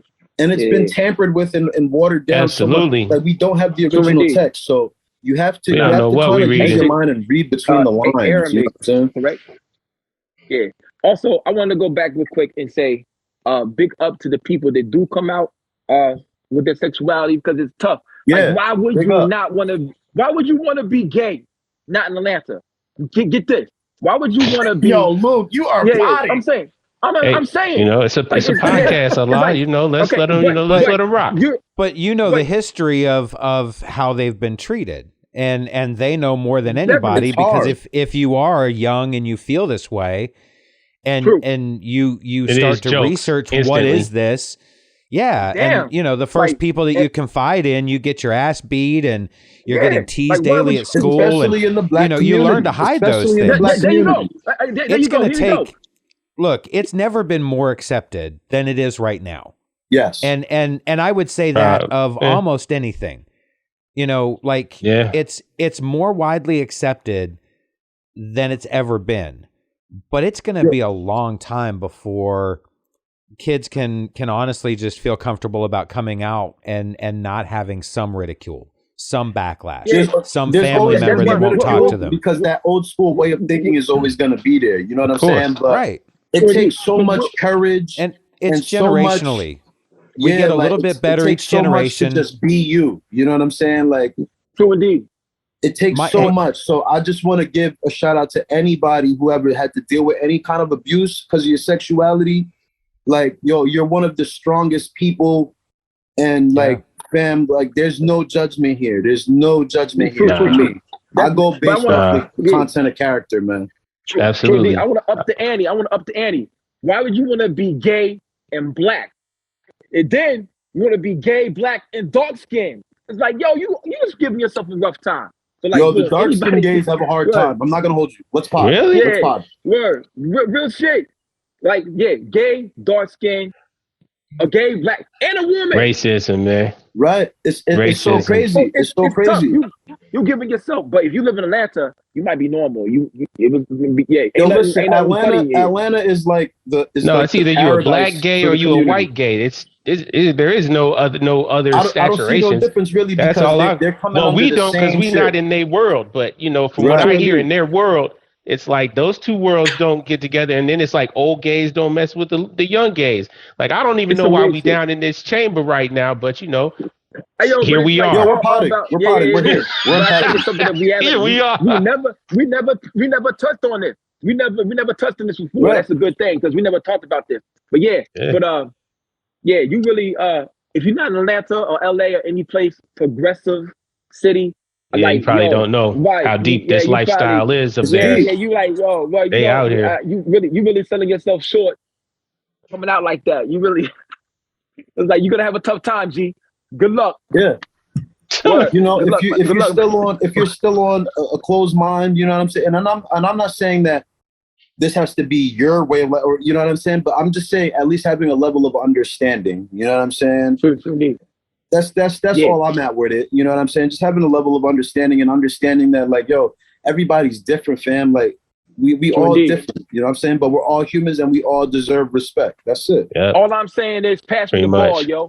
Fuck, I don't care if you gay, lesbian, straight non-binary. Pass me the fucking ball, motherfucker.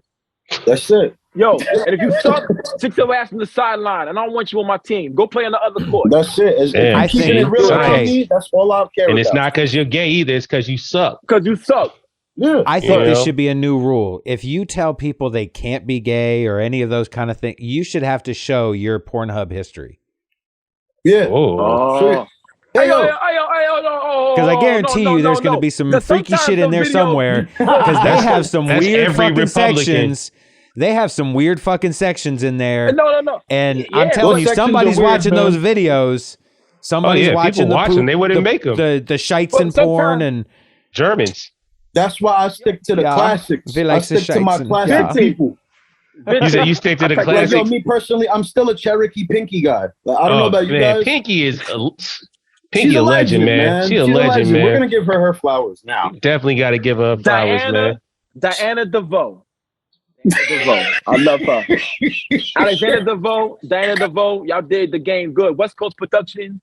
WCP, y'all did us. Like, I just want to give y'all props. I just know anything with Pinky is a certified legend. I'm with it. When you see that WCP emblem, you already know it's the fire. Yeah. I don't bother to ask their names.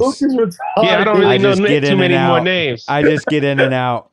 I know categories. I got shit to do. I don't need to be researching afterwards. Nope. I'm not into the lore. It makes it better for me if I don't know. Yeah, I don't need just to give me the really implausible scenario about whatever librarian or whatever, and you're good. That's it. Man, I saw Diana DeVoe in a room full of dudes put a finger in a pussy and put it in niggas' mouths. And niggas were sucking the finger. I was like, yo, this bitch is wild. Oh, wow. Yo, that is. I'm like, yo. I'm like, yo. What I say? I'm gonna say one more thing about porn before we get off here. I forget what I was gonna say, yo. But boom. Sometimes back in the day, I type in threesome. Not type of threesome I want to see.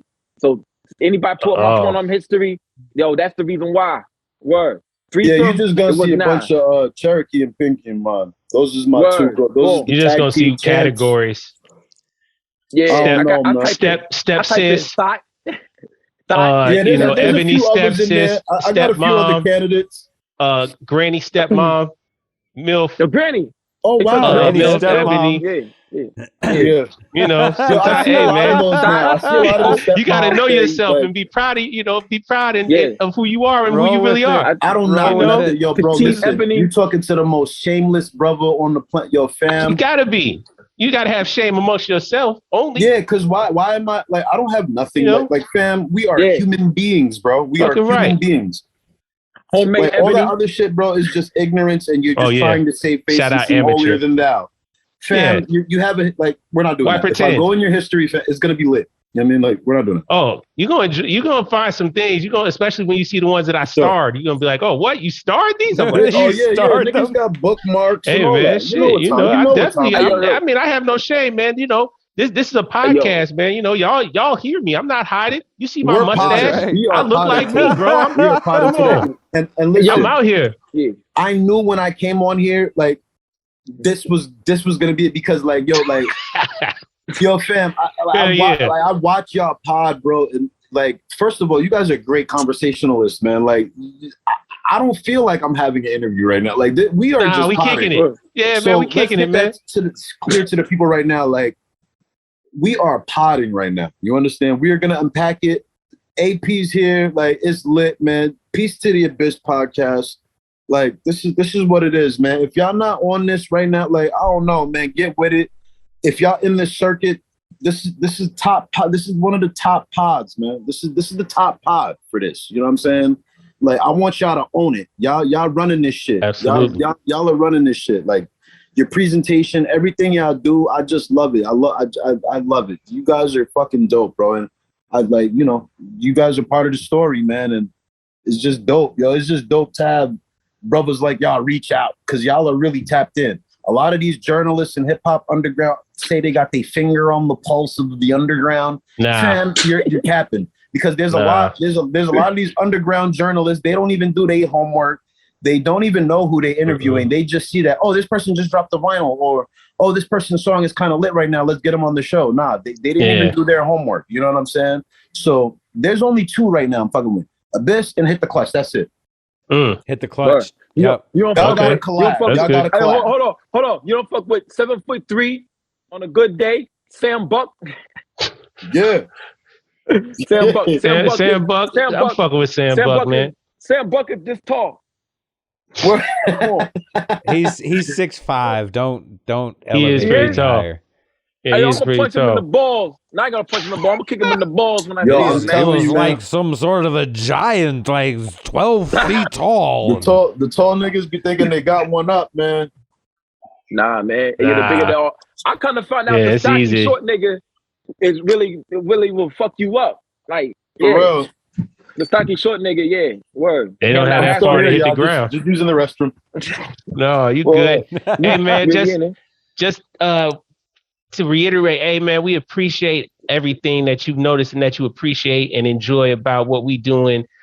Speaking for my guys and myself, and they can correct me if I'm wrong, man. We do this out of admiration for the Abyss. Like, it's a pure love that we trying to show and give back to everybody else who has a passion for this space, right? Everybody else who loves these people in this space that are giving their hearts and they all with their art. You know what I mean? Like, it's so many raw MCs, producers, visual artists that are just really fully committed to putting forth dope product. And we've taken the mission, man. We're like, we want to make sure that we shine the light, and it's not knowing, like you said, there's no ulterior motives other than us just wanting to put people on to other people. Yeah, and we just want y'all to know what's so dope. That's what's so dope about you, because like, you can tell when it's genuine, and then you can tell when because I done did interviews with people, and it's like, we don't have no in-depth conversations. Like, you're not really getting to know me. You're just asking.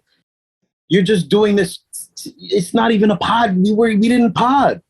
Right. You know what I'm saying? Like, you're using your name for views.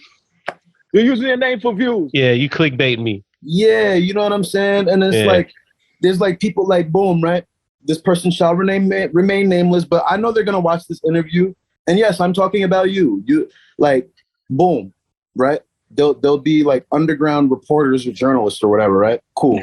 They get one little stench of like somebody who's on, right?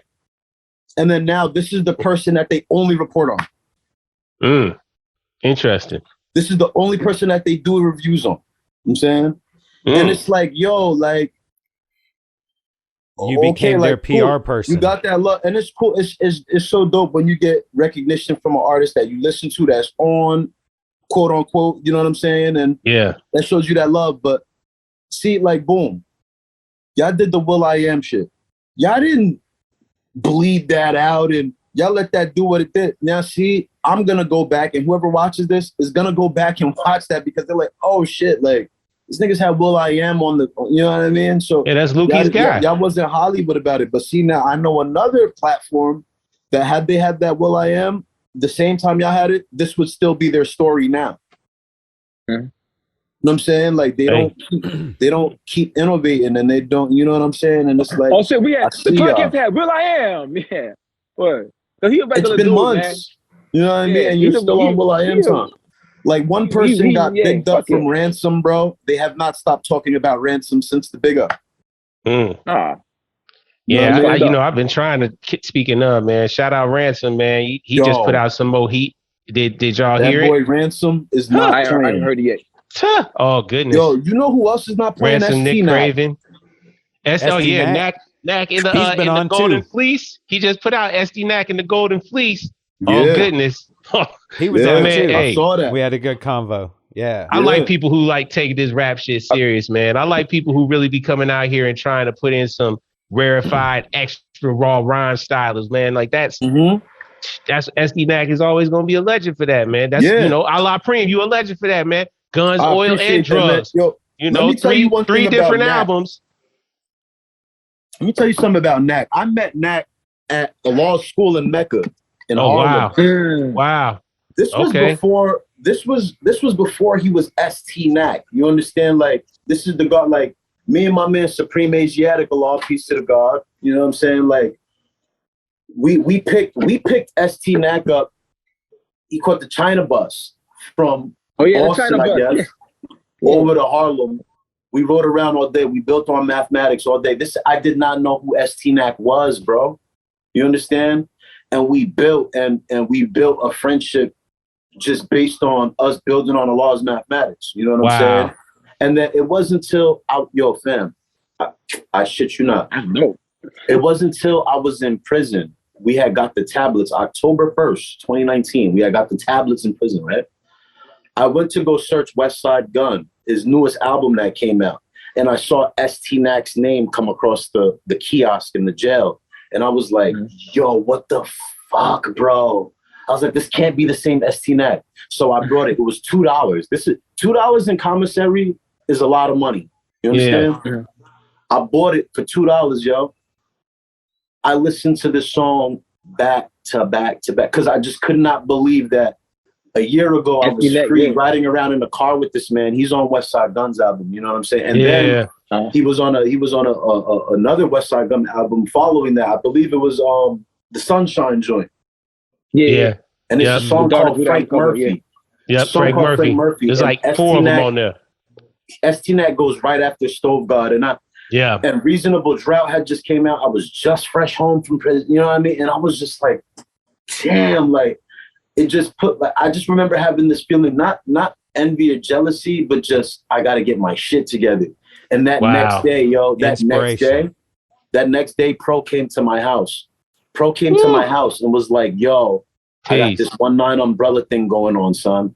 You're coming with me, Primo. I don't give a fuck what you talking about, nigga. You coming with me type shit. You know what I'm saying? And that's 100 Pro. That's it is. Pro came and grabbed me, bro. I'm talking about fresh out of jail, bro. Like I had just a bunch of notebooks and rhymes. I was still on parole. I was living in a halfway house. You know what I'm saying? Like, and Pro just came and to my mother's house and came in the house and was like, yo, you're coming with me, Preem. Like you're not gonna argue this. I don't care what you're talking about. And from the look in Pro's eyes, I knew that he was serious. Yeah. And this this is like the umbrella's just starting to go in, because you got to understand, when I was coming out of prison, Snotty was going into jail. You know what I'm saying? So they had established this thing before things had really got. If you listen to Dark Knowledge and like my first 3 projects, I wasn't really saying umbrella like that. It was 19 everything, because I'm signed to 19 for life. You know what I'm saying? Right. Okay. So it was 19 everything. You didn't start hearing umbrella like that until From Russia with Love. You know what I'm saying? This is with my late cousin Fire. You know what I'm saying?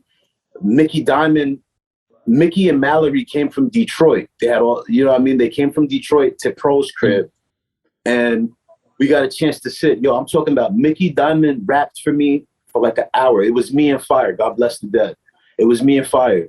Yo, I swear, Mickey spit every rhyme he knew off in his mind, bro. And that night, me and Fire looked at each other like, yo, this nigga's amazing, son. Like, we were in awe. We sat, and this is in Pro's basement where he records, you know what I'm saying?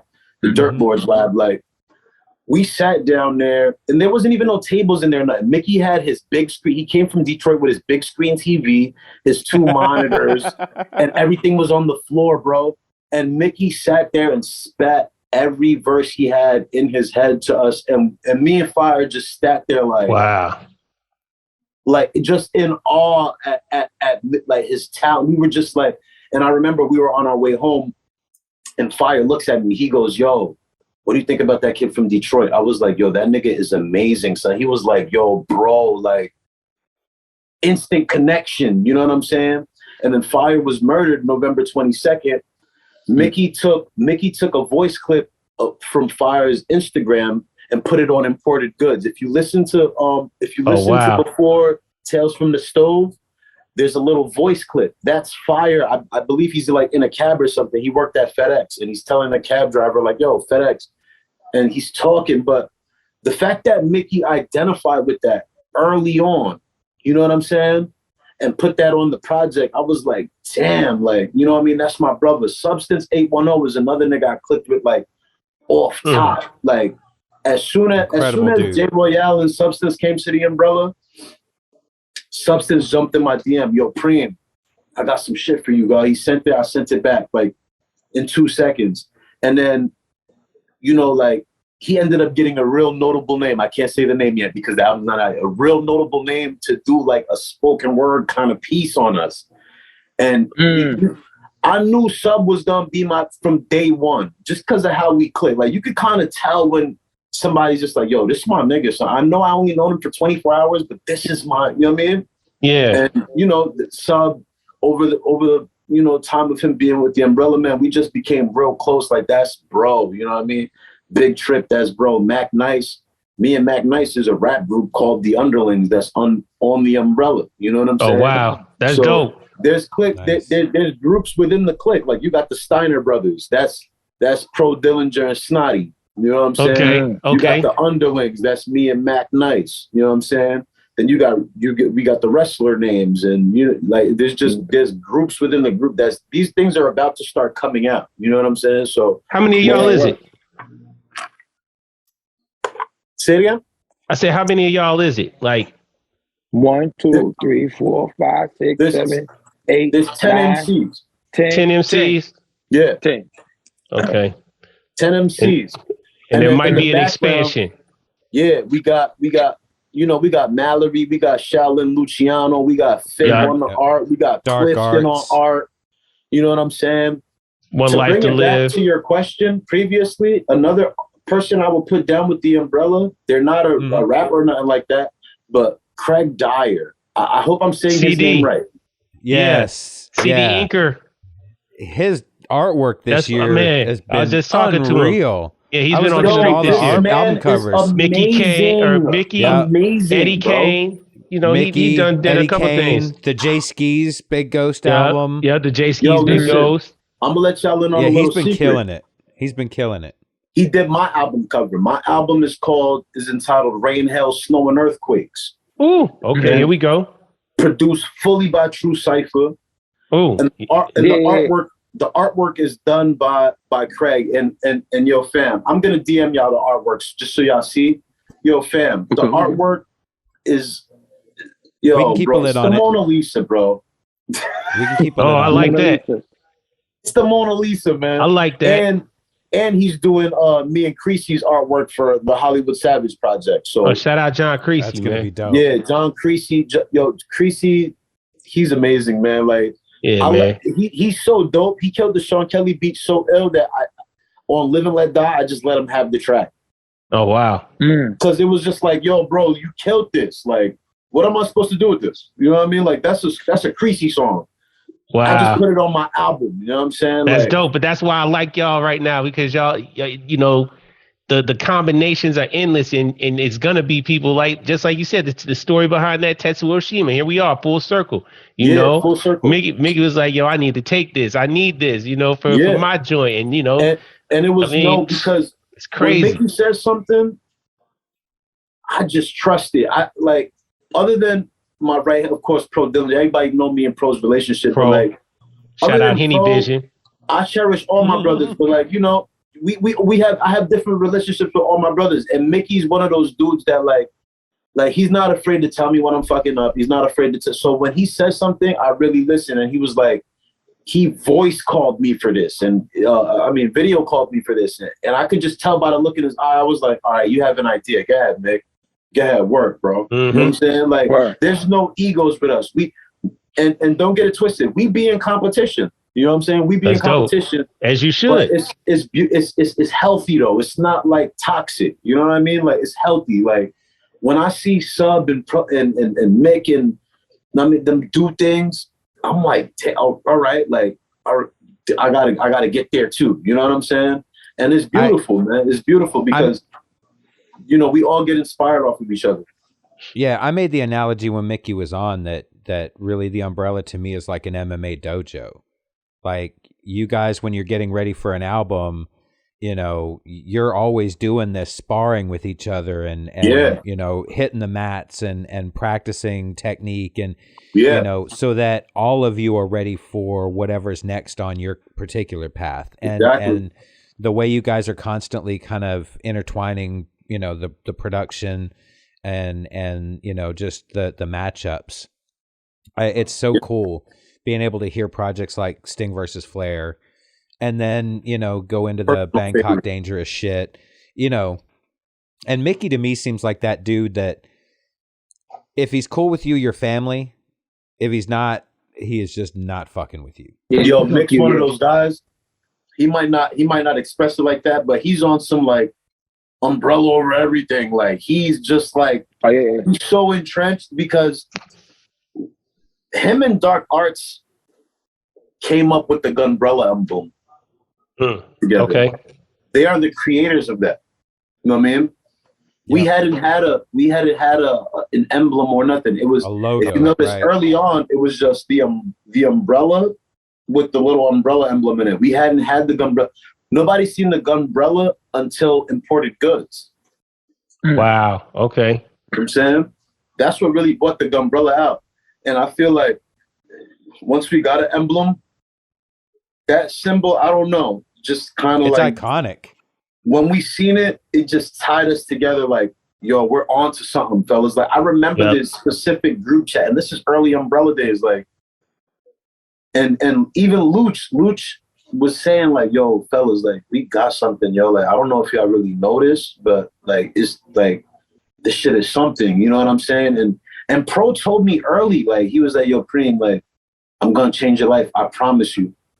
He said, I don't know how I'm going to do it. I don't know when it's going to come, but I'm going to change your life.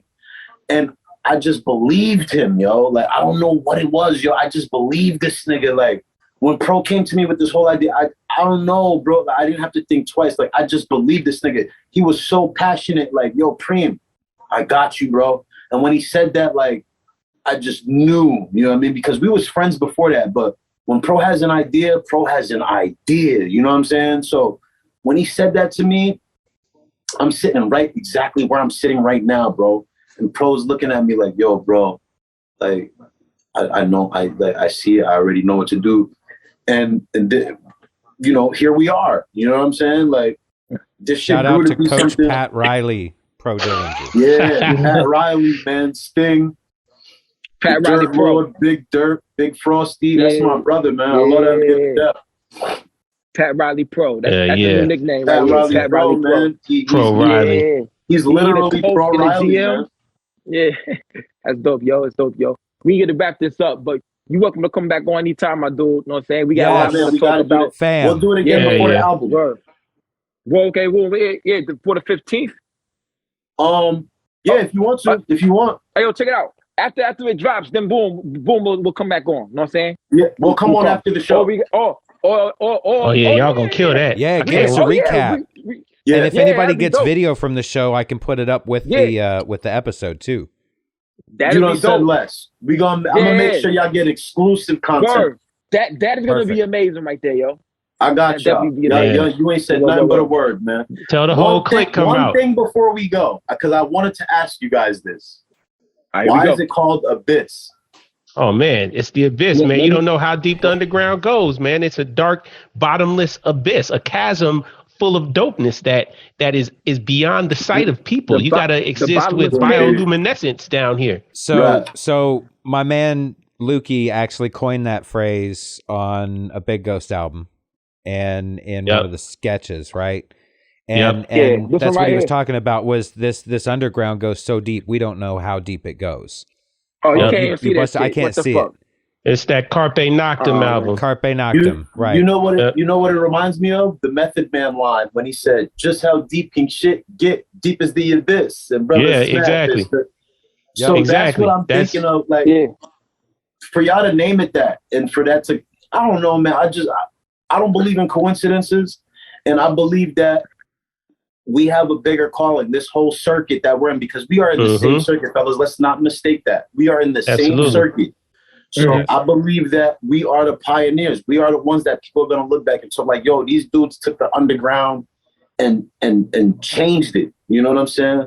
Because, you know, just to leave on this note, like, as far as Mickey Diamond goes and Pro and my brother, like, niggas revolutionized the game, man. Like, I had no knowledge about selling vinyls and cassettes and all of this shit before Mickey and Pro. You understand? Like, and I know these things have always been around, but they made it a thing again. You know what I'm saying? So you know, it's just dope. It's just dope to see us where we're at right now and just the constant elevation. Yes, and the only will get better and better and better. That's it. I see the greatness for all of us here. Absolutely. Indeed. The more. It's like energy, like a smile. You smile at somebody, and someone smiles back. Yeah, they smile at somebody. The energy. That's how how this genre of music in this lane, the abyss is getting bigger and bigger and bigger. True indeed. So as long as we out here and we supporting each other and putting everybody else on to somebody else, we go down that rabbit hole and they find me, they find you, they find Karl, they find somebody else, and we can be rapping for the next 30 years. Absolutely. Yo, listen, guys. When this video is done, you know I have the premium subscription on my Bandcamp. I'd definitely like to have your permission to add this on my Bandcamp, man. Yep. Go ahead. To you. For sure. I'd definitely appreciate that. 100%. Yeah. So we did. This is always good, man. I love this. This was such a good time. Such a good time, bro. I love this. I love potting, bro. We were looking forward to having you, man. So I'm happy that you had a good time hanging out, man. Oh, this was so amazing, man. Here. This was amazing. This was amazing. I love this. You don't understand. Like, I love podcasts, bro. Like, I just love having that open conversation, man. Like, it's just so dope, and it's good to just display that, you know, that you're not the stereotypical, you know what I mean? Because I take pride in the way I speak, the way I talk my vernacular, and I take pride in building with brothers such as yourselves. Yeah, it's obvious. So, and I will say this. So you mentioned Genuine earlier. So when this was conceived, you know, I was a fan of the old podcast, and it really opened the underground hip hop scene back up to me. Because other than MF Doom, I really wasn't fucking with anything hip hop related, right? And so, you know, when it ended and I started talking with Lukey about, you know, would you ever do another podcast? I had experience podcasting, had equipment, all that kind of shit. And he was like, you know, yeah, I want to do it again, but I want to do it different. Right. And when he said that his primary purpose in it wasn't to just talk music the whole time. If that's what you want to talk about, that's cool. But what he wanted was just dialogue. He wanted to be able to just talk with people that we fuck with. So, you know, we weren't taking submissions for the podcast. We were contacting the people that we want to talk to. So anybody that's been on is because we wanted them on, not because, you know, a manager or somebody hit us up and sent us messages or any of that shit. That's so corny to me. Yeah. And wherever the conversation goes, it goes. And as far as the format, you know, we had PrimoJAB on the first episode to kind of feature him. But when we got to kind of hanging out and talking, I mean, it was I mean, common sense. We had to. I mean, that was. They let me kick it, man. They let me stay. Yeah, I mean, this was the format. This is how it was going to go, and we haven't really told everybody when they come on, hey, this has got to be the way it's got to be. You know, we don't want to just talk about music. We want to talk about whatever you're interested in. Yeah, we just kind of let the conversation go, and this is what happens. Yeah, and for me, that's why I love doing this. I love hanging out with PrimoJAB and Lukey. And all of you guys that we've gotten to talk to. And so, you know, none of us need the money. We're not like struggling to pay bills or any of that kind of shit. This is 100% a labor of love. And if it produces money, for me, that just means I get to make more content. That means maybe we get to do 2 podcasts a week where, you know, we can get in depth on other shit. I'd love to just be all in. So, you know, we're just going to keep doing it. But this is what separates y'all from the others. You know what I mean? Like, it's out the love. Y'all don't have to do it. You know what I'm saying? Like, this is out the love, and I feel like you get the best results like that because it's, you know, like we could have sat here and I could have promoted my cassette and I could have did, but that's not like the Law Preme following fucks with me because like, yo, like you're gonna hear about my relationships. You're gonna see. You know what I mean? Like you're gonna see. I don't just always show the good time. I show when I'm fucked up too. You know what I mean? Like I show all of that. I show the woman in my life at the point in time. I don't hold nothing back. So when people hear the music, they're like, "Yo, this nigga, what he talking about is really real. Like he's really like, you know what I mean? He really been there. He really did that. You know what I'm saying? So I try to keep it like that, and that just goes back to being in contact with my fans. Personally, you know what I'm saying? And like, that's what sells your cassette. That sells your cassette and your CD. Yeah. And also, but I will tell you, people, and I appreciate you. I appreciate you. So thank you again, just from me. Likewise, man. Likewise. To be here with us and kick it, and you come down to Atlanta, let us know because we got you. Oh 100%. Wait, you in ATL? Yeah, all of us. Yo, fam, my sister's in Eastport. I'm coming. Oh yeah, let us know. Just say when. Coming. I'll be down there soon. You know, I'm going to see my sister live in Atlanta. You know, the 26th is that Crime Apple show. Sauce Height's gonna show up too. May 26th? Yeah, May 26th. Yeah, May 26th. Memorial Day weekend. Memorial weekend. Yeah. It'll be that Thursday night. Yo. And we'll all be at the show. We gonna talk. Yep. Done. If it's after the show, I'm gonna be able to do that. Right. Because yours is 22nd, ours is the 26th. You know what I'm saying? I'm hosting that supply and demand joint. That supply and demand joint's a big deal. You know what I'm saying? At 529. Listen, if I could be in the building, I'm gonna be down. My sister already been bet like, yo, when you, so I already have an excuse to be down there.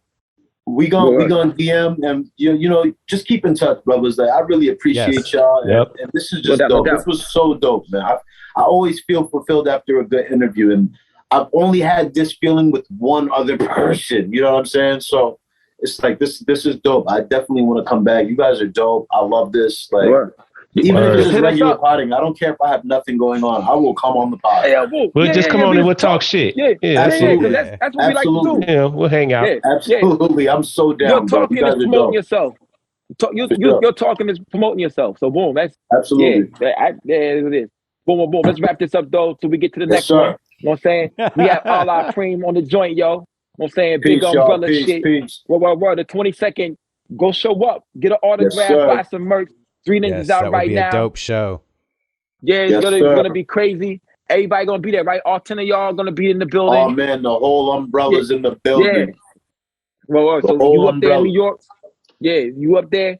Go to see the show. Boom, boom, boom. This is the Bitch Podcast, episode 38. See us. Peace. Peace. Allah Preme, do your ad-lib real quick. Blah, blah, blah, blah, blah, blah, blah, blah, blah. I got a new ad-lib. I got a new ad-lib. Let me get pew, pew, pew, pew. Hey, man. Yo, I'm gonna steal that one, you heard? Yeah. I'm gonna steal that ad-lib. We'll see y'all next week. Yes, sir. Yes, Peace. sir. This podcast, Big Umbrella. Hey, everybody. Please remember, go to our Patreon. There's going to be a ton of extra content. If you're just going in as a base level subscriber, we're going to give you all of the podcasts with the extra music added into it. You're going to get music videos whenever possible. We are also going to just add extra content in there for the base level. But we will have 2 other levels. The second level is going to give you a lot of extra content. And the third level gives you the merch. So you can get that one-of-a-kind t-shirt that's only going to be available on the Patreon. But you're also going to be able to get a certified investor's mug. Yes. If you want to check it out, you can go take a look at the Patreon. It's there. As well as a dope hoodie. So subscribe, follow us, support the podcast, share this information if you can. We really appreciate you fucking with us, and we'll keep bringing you more. Peace.